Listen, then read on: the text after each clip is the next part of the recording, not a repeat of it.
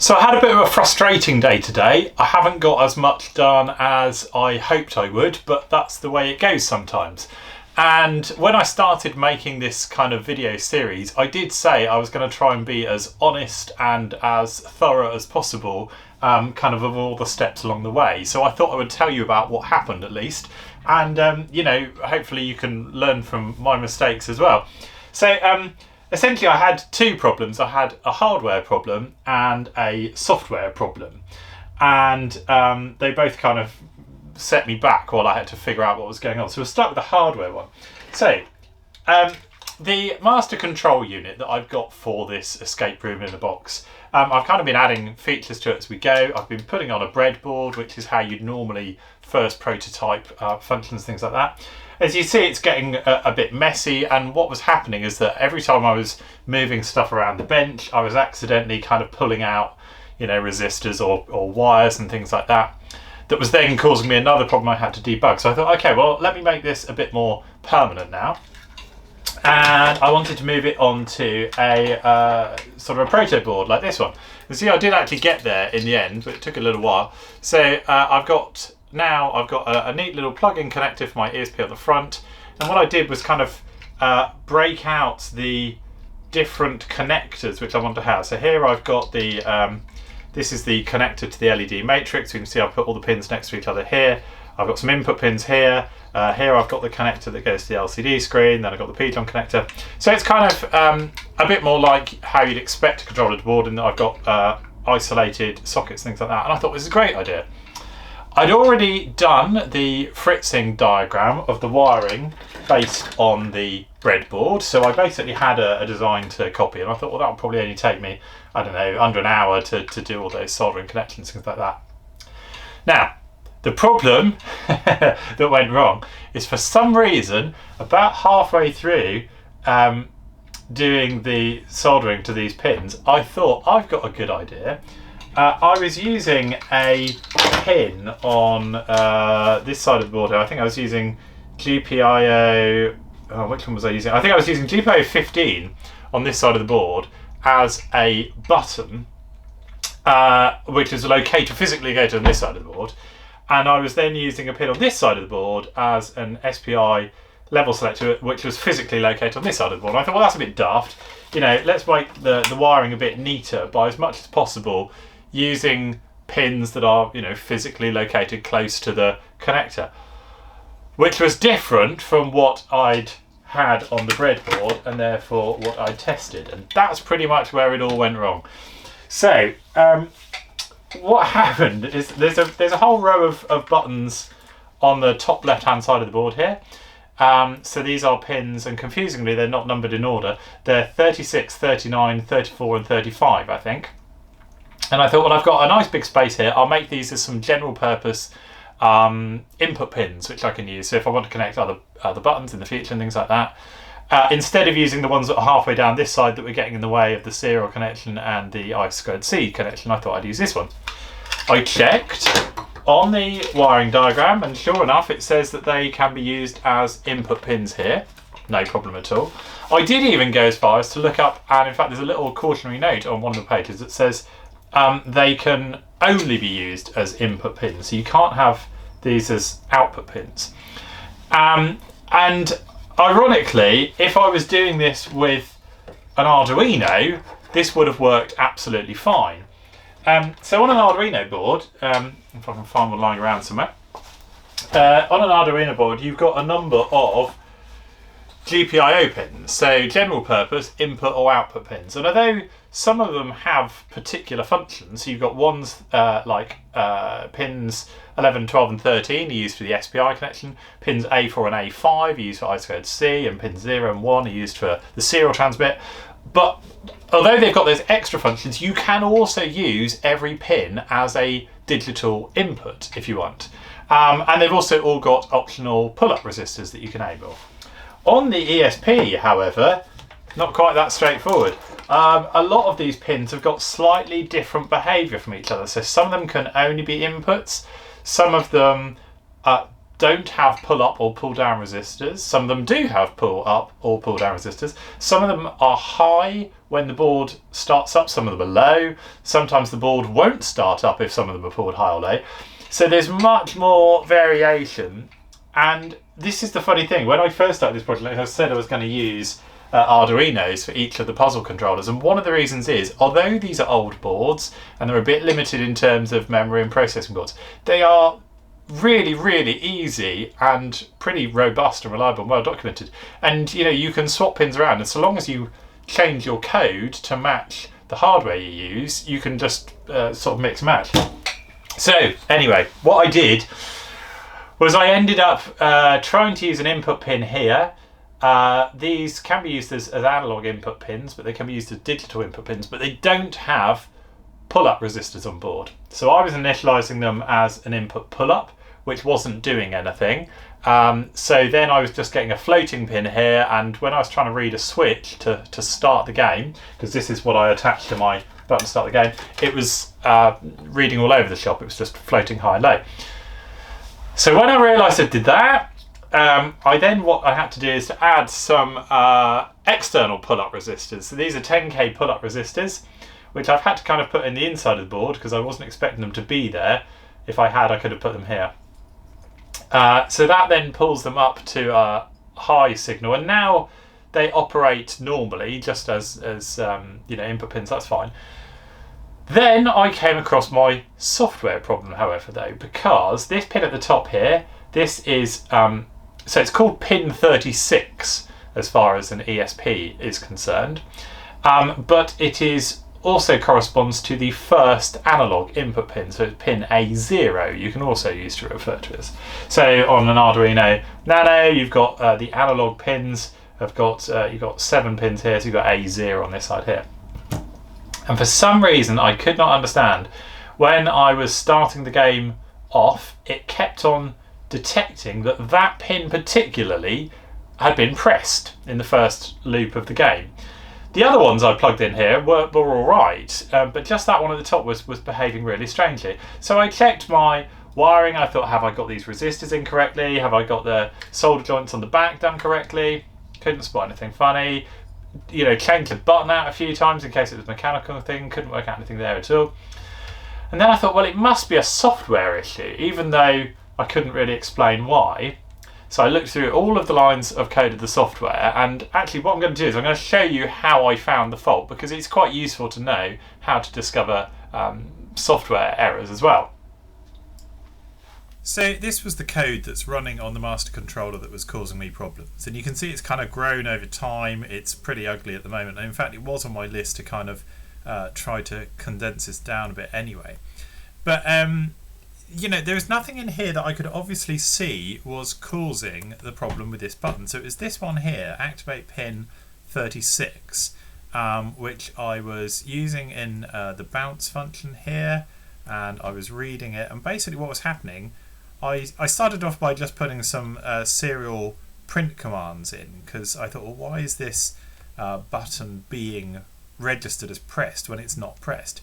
So the Arduino library, or in fact not just Arduino, but if you're using any kind of microprocessor controller, there's not much you can do in the way of debugging. So if you're writing code for computers or consoles and things like that, you're used to set breakpoints and things like that, and you can measure the value of variables at various times. It's much more limited what you can do on a microprocessor. So serial print is one of your most kind of useful tools, as it were, to see what the value of variables is at different times. And for some reason I could not work out, it was always reading as 0 on the first iteration through the loop, and always reading as 1 on every value from then on. So something was changing the value of this activate switch, and the only time I could see myself using it was when I define it up here, and then when I create it in the setup function, I attach a switch to it here. So this is using the bounce class, and then I update that class and just read the value. So what I did was I kind of, I gradually stripped more and more sections of this code down. So I got rid of the bounce class actually completely, and change that to just being a digital read of that activate pin, and that didn't fix it. And then I thought, okay, well maybe there's some weird conflict going on with some of these other libraries, because I'm including quite a lot of other libraries at the top now, related to the displays and things I'm using. So I commented out all of these. Well, in fact, I didn't comment them out. What I did was commented out the defines at the top, because remember I put in these define sections of code that only runs the display piece of code if this is defined. So I commented them all out. Still didn't work. And then I thought, well, maybe my defines isn't working. So then I literally deleted like massive sections of this code. And when I deleted everything except for the button read, so I basically started off back with like the most basic sketch you can of just serial printing the output of a button, and that worked. So there was something, there's nothing wrong with the pin as such. There was nothing wrong with the mechanical button I was using either, but something in this code somewhere was kind of messing up that digital read. And then I had to go down line by line, and I was commenting out sort of big blocks of code. So I put this whole section in here in comments, and then try running it, see if that fixed it. No, move on to the next section, and I got it down initially to finding out it was something to do in this section of code here, because commenting that out meant the button worked, and putting that back in meant that the button stopped working again. So then I went through and reset each of these, and I thought, well, this line here, this is the only one that actually refers to setting a pin, but it refers to setting a pidon pin, which is the one that we're using for the communication interface, and that's pin 25, so that shouldn't have any interference with pin 36, I thought. So I thought, well, no, but let's try a different pin anyway. Assigned a different pin, that didn't make any difference either. So I kept going, and eventually I did actually find the line that was causing the problem was this bus.begin here, because I could keep the entire code exactly the same.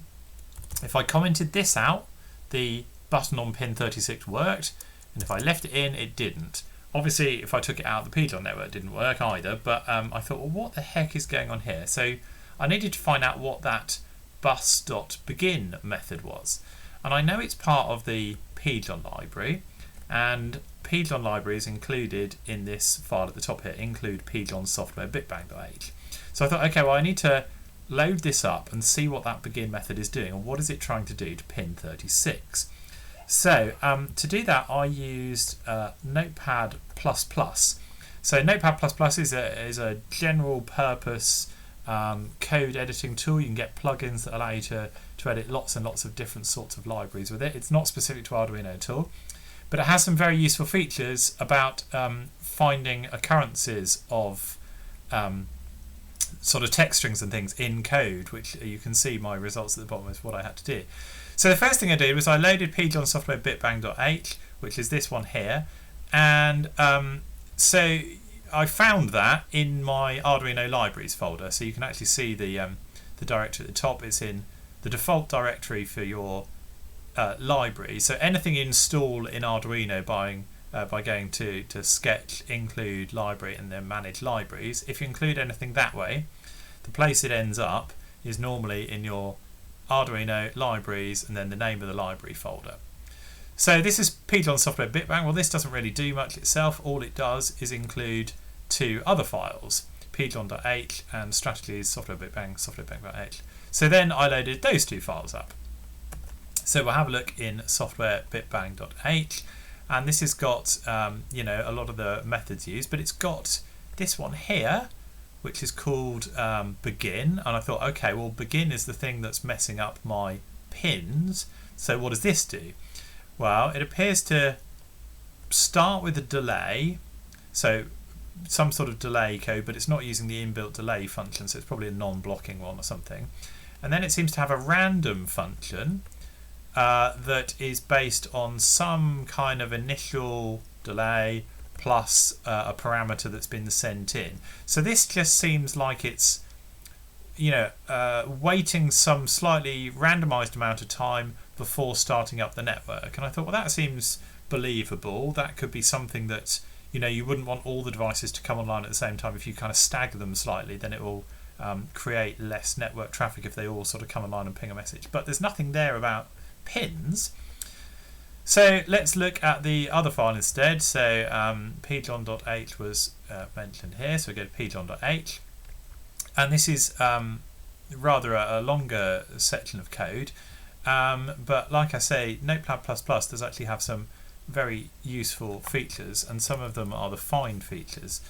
So not only can you find occurrences of a word in the file you're looking at the moment, or in any of the open files you look at the moment, you can actually find them in any files in any subdirectory as well. So if I wanted to find anything that was part of the pjohn library, whether it's in this file or any of the other files I haven't opened, it's kind of really useful for that. But let's find in this file occurrences of begin. So we've got the begin method here, and now this is where it starts to get interesting, okay? Because we have got pjohn random seed, pjohn analog read, random seed plus tx plus id. So this is the first thing that's doing some kind of pin manipulation, and it's doing a pin read of random seed. Okay, so now I want to find where random seed occurs. And that is set down here. So we've got a function called set random seed, passes a seed. And that just assigns it a new value. All right, let's find out what else we've got. Aha! Finally, at the bottom of the code, here we've got what is actually messing up my digital button read. So to explain what's happening here, when the pjohn library calls that begin method, one of the things it does is it creates a random delay, but that random delay is based on sampling a pin value, and the pin it uses, if nothing else is specified, is A0, because that's the default value set in the constructor here. Now this is actually a pretty common thing to do, and the funny thing is, actually I am doing it already in my code here somewhere, because I thought it would be quite a useful idea to have a randomized value. I said one of the things I wanted this game to be able to do was to be replayable, and to to potentially change on each time. In the last video I demonstrated how the modules can actually be activated in different orders, so that you don't always get sort of all of the modules available to you. You have kind of a path, and solving those creates new ones, things like that. So I am doing already in my own code an analog read of a random sample pin as a way of setting random seed for later random functions. But in the pjohn code, if you don't specify what pin you want to read, then it defaults to A0. And what I didn't know is that A0 is the equivalent to the ESP32 pin 36. And 36 is what I am using as my digital activate pin here. So what's happening is pjohn, when I'm starting the pjohn network, it's very sensibly setting itself a random value to create a bit of a delay before it joins the network, and that's absolutely fine. So that's what it's doing here. It's creating random seed based on that by reading that, but the process of reading that pin causes my code that was trying to use that pin as a button input to read low and then subsequently read high as if the button had been pressed. Now, as it turns out, the solution is actually really easy, because in the process of trying to find this in the pjohn library, I found that other method here, set random seed. So long as I call that function there and pass it an unconnected analog input pin, then when I call the begin method, it's not going to mess around with my other buttons that I want to use. So actually I have now added that in my code. I think I added it in a bit later on, although I might have just deleted it again. Here we go.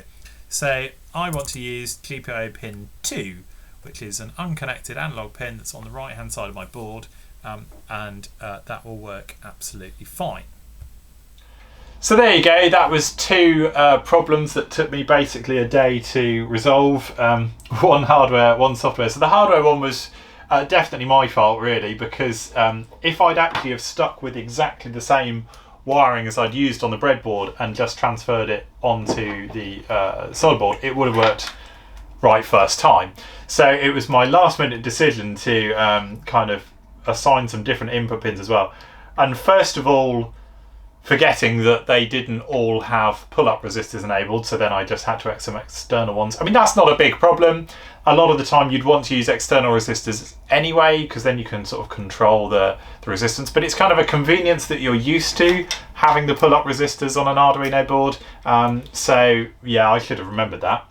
And then secondly, the software, I say problem, it's not really a problem because the function existed in the library to get around this problem. It's just I hadn't noticed that feature. I hadn't properly examined the library or seen the documentation.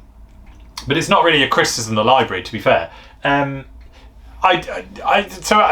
using the Python library. I've got no affiliation with it at all. It's just something I saw and it looked cool. And it is very well written. And I'm a big fan of open source software generally. You'll see me in previous videos. I've used Inkscape, I've used Laser Gerbil. You see me now using Python and various other Arduino libraries. And I sort of wanted to say that when you say you support open source software, it doesn't just mean you use it, but you kind of, I try to promote it to other people as well. But also, if I come across errors and things like that, I try to provide feedback or issue logs or fix them if I can as well. So what I did is I opened an issue case on the GitHub repository for Python, and I totally encourage you to do this as well. Even if you don't think you can necessarily know how to fix a problem with a bit of software you use, if it's open source software and you use it, try to write up just like a really well structured report of an error that you come across or some behavior that you expected that didn't happen the way, or something that you can't figure out how to do, and add it to the issue log, because that's a great way of supporting open source software as well. Or help write some documentation or a wiki for someone else, things like that as well. You don't literally have to be writing lines of code to help make software better. So I have submitted that to the Python creators and said, I didn't spot this, it's taken me half a day to resolve. So I've kind of documented what fixed it for me, and hopefully they'll incorporate that for other people. But I do encourage you to do the same, whatever software you're using. If you come across bugs, as a professional software developer in various roles as well, it's very much appreciated if people write succinct bug reports or feature requests that sort of say, this is what I did, this is what I expected to happen, this is what actually happened. If you can write, this is what I propose to fix it as well. So anyway, there you go. Mostly my fault, but these things happen, and like I said, I wanted to kind of be honest about them. So there you go, and hopefully tomorrow we'll have a better day and make a bit more progress.